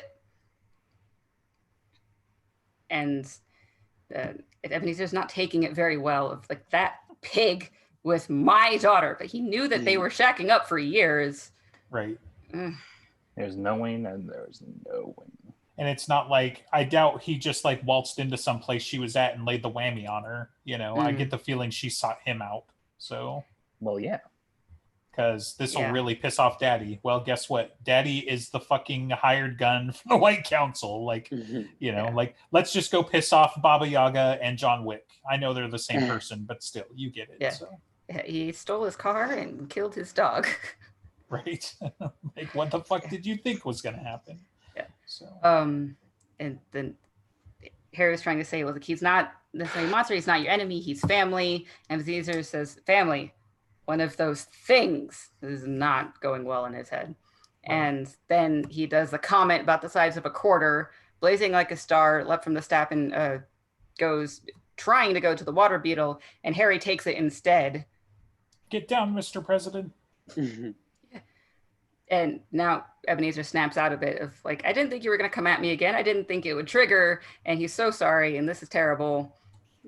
And Harry puts it together. That's why you were so big on teaching me control, because you're barely holding it together. And similarly, what I took him too long to figure out after Blood Rights, of all of the lessons that Ebenezer enforced about what you do and why are really important when Ebenezer doesn't have consequences. He don't. Do as I say, not as I do. And he has to figure out he doesn't have the consequences of black magic is bad because you'll lose your mind. He could. He has to know the good reasons of doing things, and sometimes he doesn't. Yeah. Feels bad, man. Harry says, you knew you were losing it and you kept going anyway. You could have backed me up, and instead it ends like this with spurts of blood coming out of his chest. Drama queen. My only regret is that I have bonitis. And then, you know, the simulacrum dies. Wait, what? Yes. And and Ebenezer's like, you son of a bitch. You sneaky. And good talk, Wizard McCoy. And he lets go of the glamour and he wakes up on the boat. The fucker killed me. Can you believe that shit? Yeah. The gall. Who would have thought? It's almost like I prepared for this inevitability by doing this fucking glamour thing. But that's not the point. He fucking killed me. I mean, I thought he would kill me, but I didn't think he would kill me. Right? He'd blown up his relationship with his grandfather by remote control. Like a dick. Yeah. And Freydis is all like, it's Bodkin, blah, blah, blah. Yes, yes. Because he almost died too, didn't he? I'll make you a deal as for the next book. book. If you want to skip every Freydis part, we can skip every Butters part. No. That'll be the deal. Nope. No, your pain is too much fun. So how's the book going to end for you if like Butters is involved with the ending, and then you're like, and then the Titan bumped her head on something even harder than Titan Bronze? I will happily fanfiction the shit out of whatever he does to screw this shit up.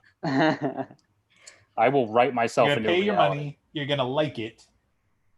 No. Yeah. And because I paid money, I specifically don't have to. So if you got it for free, I will buy it for you if it would make you like it. If that's all it takes. That's not all it takes, especially since the money's already spent. I'll pay you back. Okay. I will take your money and still be and still be mad. I don't care.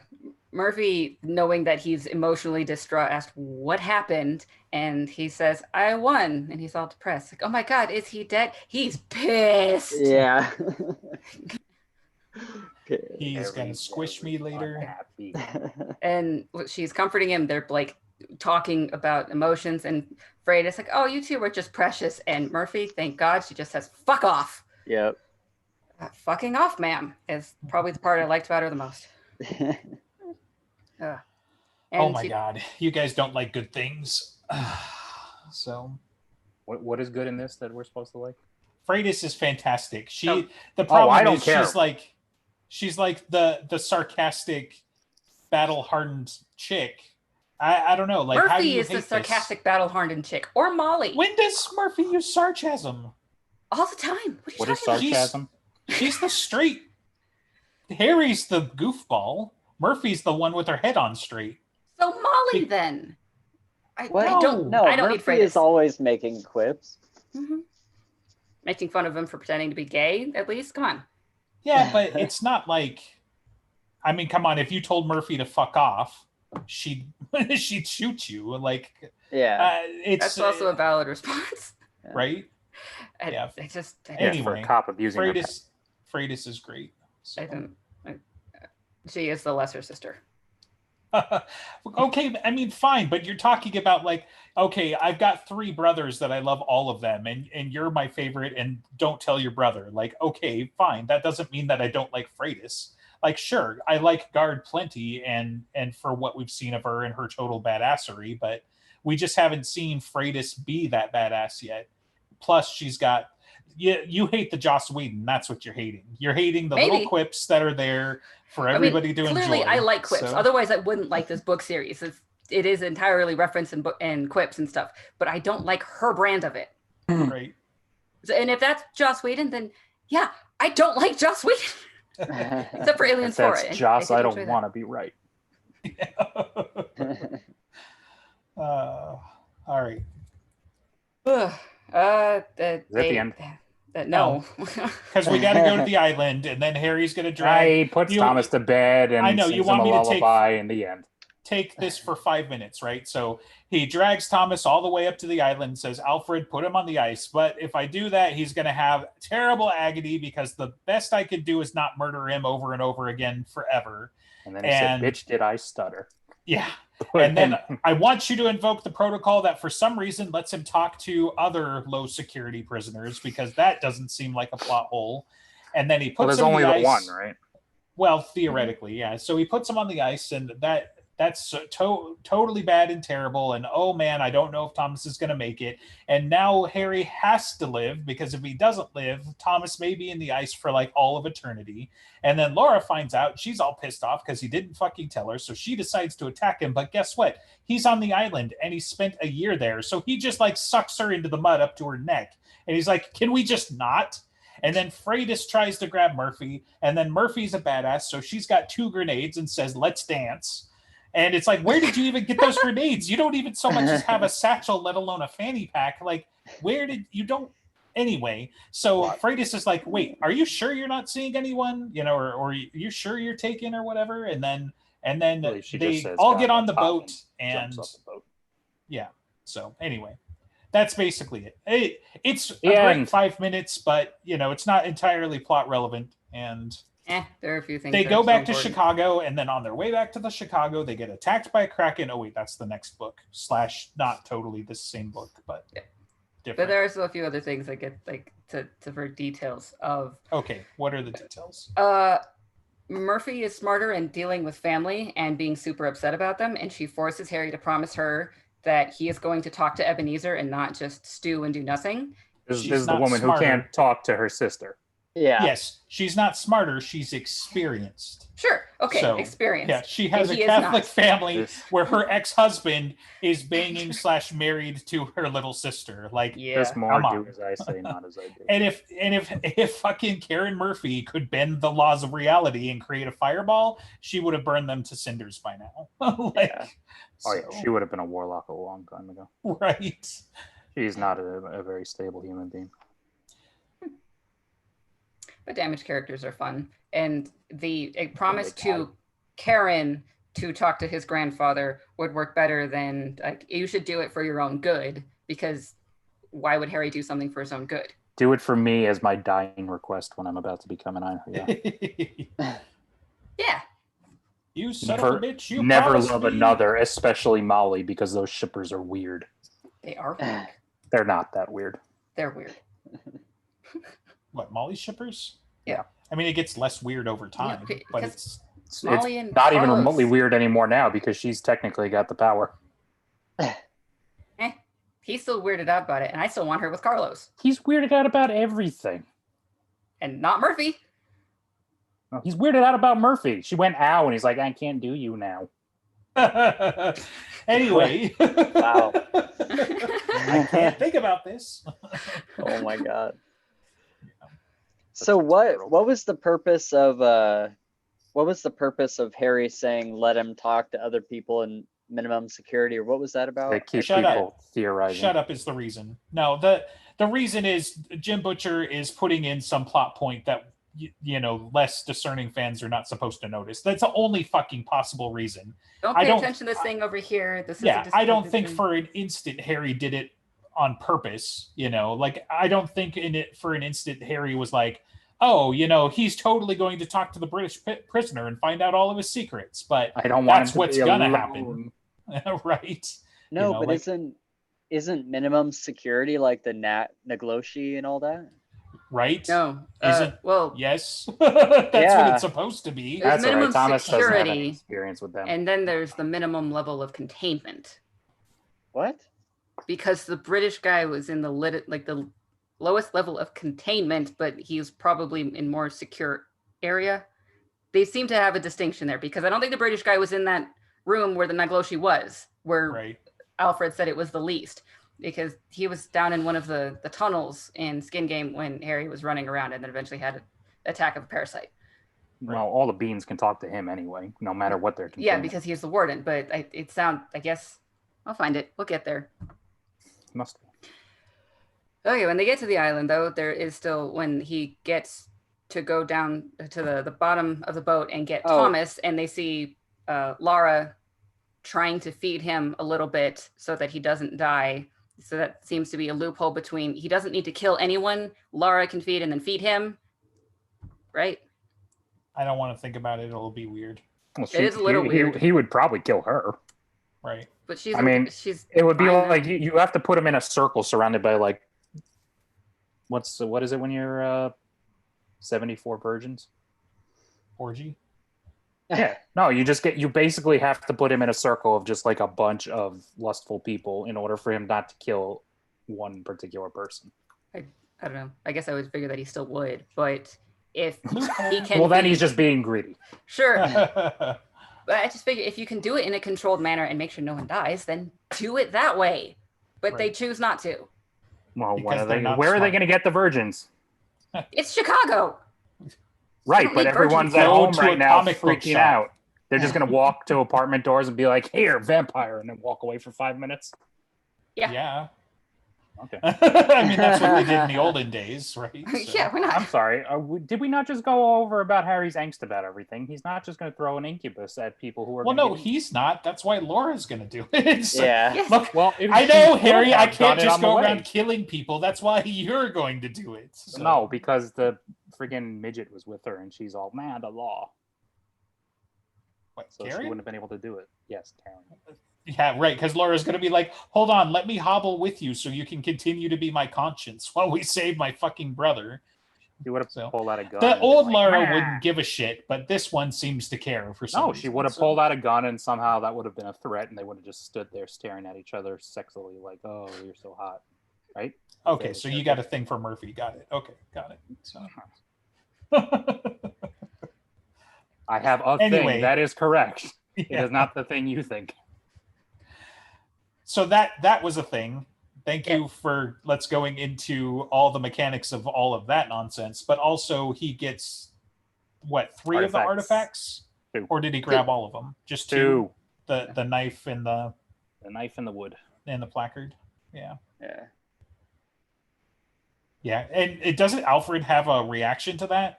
Yeah, he's like, so he's like 2? Yeah, I was like, right. Are you sure? It was totally like the Infinity Stones, where it's like, so, the most anybody's ever had is 1, and you've got 2 of them. So what does that make you? And it's like, oh shit. So I found the thing about Thomas talking to people while he's in there. The Demon Reach says, which penitence protocol shall he suffer, Warden?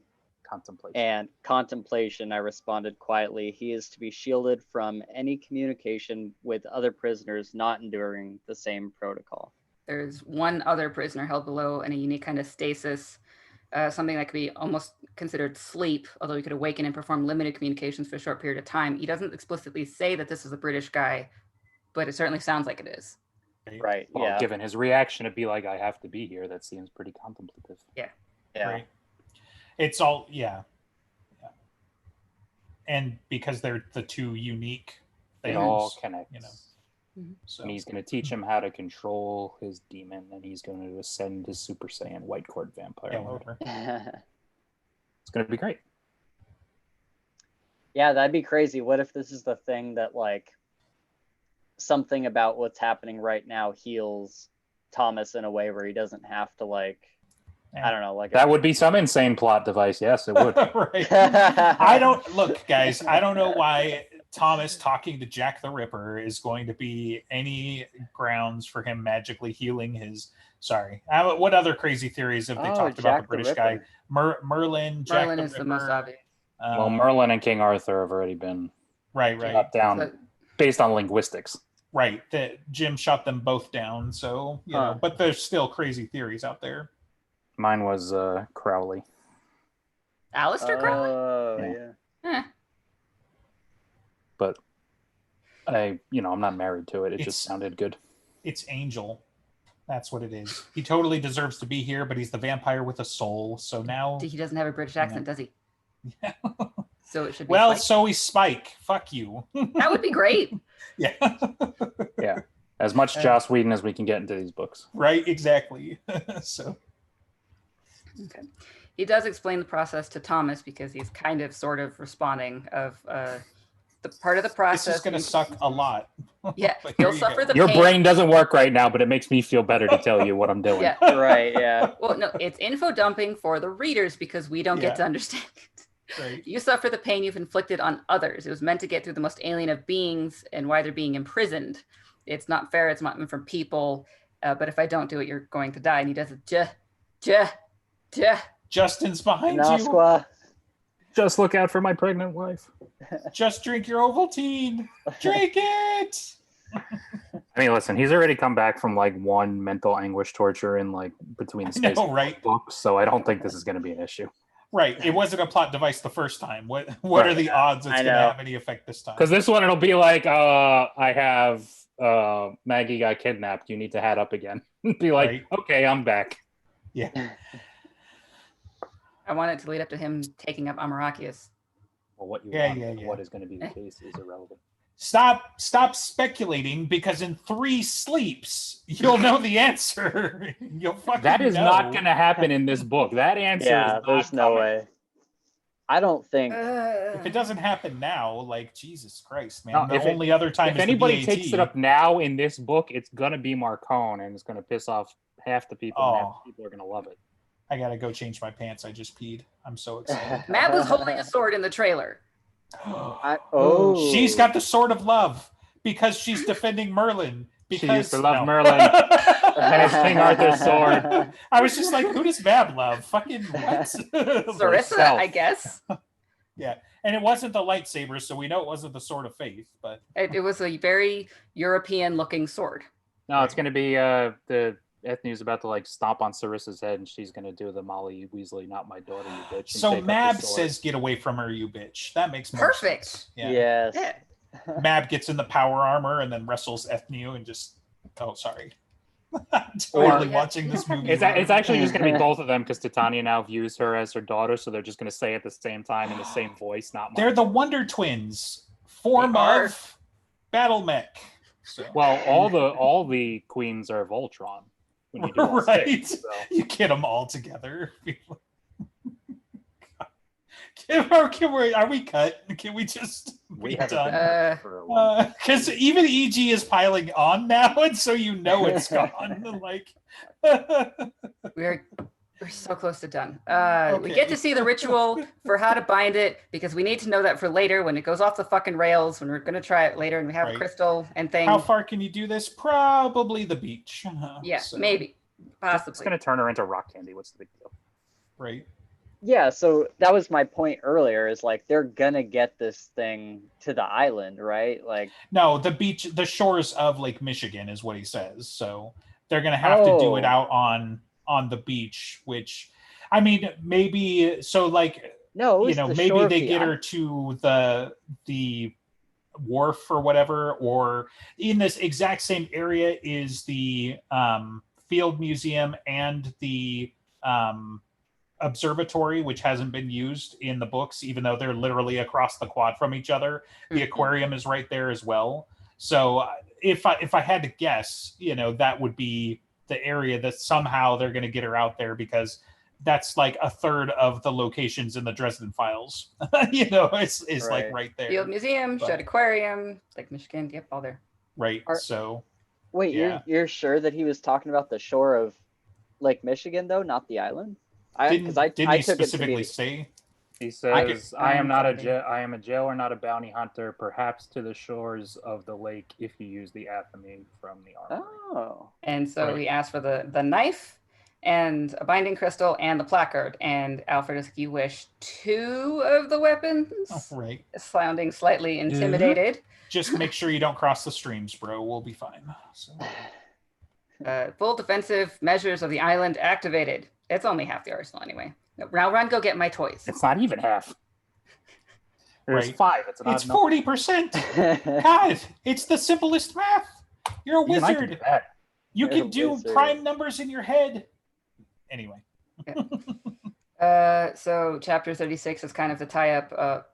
So Karen was about to shoot everyone with the P90 because she knows who her friends are and the enemies and blah, blah, blah. And she reveals that she kind of likes Laura. Yeah, but, no, she's amazing. She's wonderful. Yeah, it's going to get weird. Yeah, just wait till later. She dies and comes back. No, not that part. But I mean, that's there too. So. Right, no, yeah, the part where she shoots the Titan in the face and distracts her like a little tiny insect, and Butters gets the sneaky ass bitch kill. Isn't that Kincaid's job? Like, doesn't Kincaid like swing in on Marcone's helicopter and he just Kincaid's not going to be here because Ivy fired him because she's another big. Yeah, but that's why it's like not he's not going to be hired by on his someone else. ass, right? Jesus, man. He's a mercenary. He's the best He's gun busy. in the world. He's not going to get there in time. Yeah, but he's unless he's been shadowing her the whole time. That's so super possible. Shenanigans. Because I could see him having been shadowing Ivy without her knowing this whole time. Right. Yeah. He's like, for Ivy! Pop, pop, pop, pop, pop. Or he's going to walk in with Dracul, who's going to show up in this book, and he's going to be on his team again. That also would work. I'd be down for that. Yeah. Instead of the Rohirrim coming over the edge, it's the vampires. Why aren't they it's still using going to be Ivy for Titania riding a communication? unicorn with Suber coming over the edge. Yeah, but Ivy's there. Why aren't they using her for communication? Because she can learn anything that they write down. Oh, yeah. She would theoretically know about Titanic bonds, too, don't you think? Why are you asking the wizards when you have the receptacle of all knowledge right there? But hey, what do I know? Well, Because and she's a obviously the receptacle for mortal wizards don't have knowledge. the answer anyways. Butters has the answer. I'm sorry, are wizards mortals? So if they think the wizards have the knowledge, But Entry is the one who described it. We're thinking that. Shut up. I told you, 3 sleeps. No. Don't worry your little sanity about it. You have precious little left to spend on this speculation. So, Yes. Do you guys think we'll ever Not if I can see help Kincaid in that like crazy form that Harry saw him through his sight? You know no, what I mean? because it was Mavra he was looking at. he was looking at No, what? Oh, yeah. No, it's It's just invisible Mavra Mavra. was possibly passing around in the background. Right. what? No, you haven't heard that theory. So, No. somebody was saying like, so you got one of two things, right? Either Kincaid is lying and being cheeky with the "I'm as human as you are, Harry," Totally. but that what he's yeah. but that possibly makes Harry also a scion. So that is a whole bunch of crazy. As human as a Starborn can Or- be, I guess. Or Yeah. it was invisible Mavra who was about to ask them a question, and she just happened to be there while his sight was up. So he saw her being actually scary because she's really a demon, like Dracul is, that being a black court kind of makes you demony. I don't know. So I'm sorry, but that's a dumb theory. yeah, none of them are great, particularly. I think you're conflating them. No, how? The line about Kincaid being human has nothing to do with whether or not Mavra was part of the thing that he looked at when he looked at her with the sight. no, they're competing theories, is what I'm saying. I don't know. Yes. Kincaid is Did not he see human. Kincaid or did he see Mavra is the question. He saw That's what Kincaid. theory- Kincaid is a big hulking demon, which is why he had that reaction after That's he looked a at him. theory, yes. It's not a theory. It's No, a but wasn't he able? demon. Wasn't he able to see like the actual outline of Kincaid Yes. and then this big demon around him? Yes. There was an aspect that was like this quote unquote corpse stalker of death that was also around him, which is what people think Mavra was because she was there taking the pictures. And that part doesn't really make sense Oh. with Kincaid's true nature. Yeah, when did they So she was take just the kind of pictures? around him.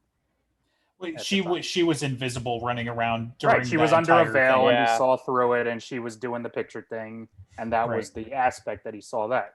But Kincaid's not human, and it has nothing to do with Harry not being human. He's just like, hey, you think you're so great as a human, shove it up your ass. That's all that line is nothing else. Harry's not a scion, he's not a Nephilim, he's not an angel. Just Apparently, right, this he's was Rashid. also one of the buttons. it's the most overblown line in He's the not books. Merlin. It's astounding to me. I'm done. Go home. He's Odin's half child. Odin and Mab? No. What? Huh? What? I'm just seeing what other buttons I can push. Oh, I'm done. I've shut off. I'm sure He's we can tired try. now. I've powered down. yeah. Okay. I'm in contemplation mode. Aw. Are you gonna? How's plug our Thomas shit? doing?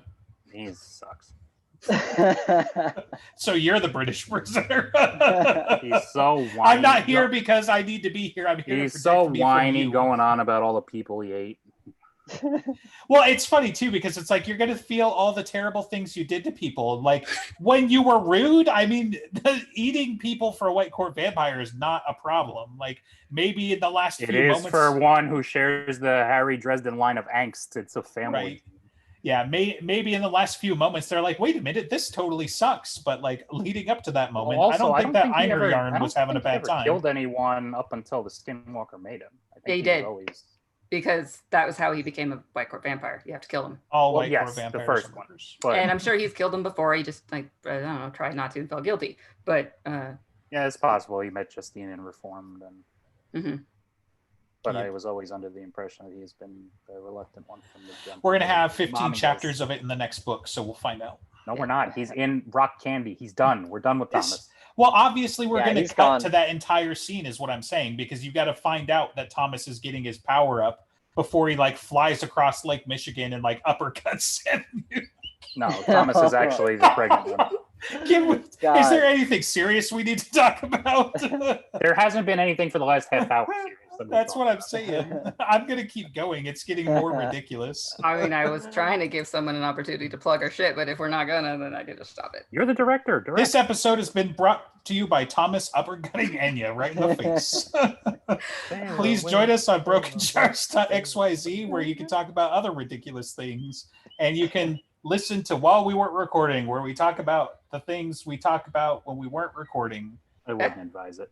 And Tuesday's Battlegrounds. I hope you pre-ordered because it's going to be awesome. Yep.